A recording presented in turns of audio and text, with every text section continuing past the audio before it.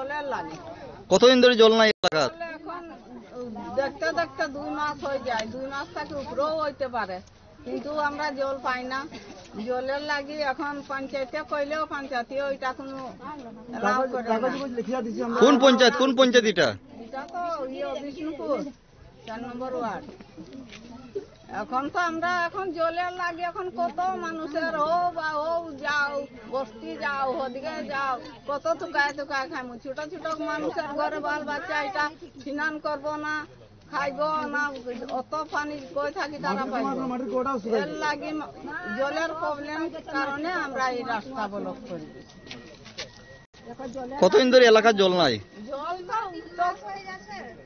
2-1.5 মাস চলি যায়, আর একদম কালী পূজা থাকেও মানে এইদিকে আর জলের কোনো সময় মিলে না। তো প্রধান জানাইছেনি? জানানি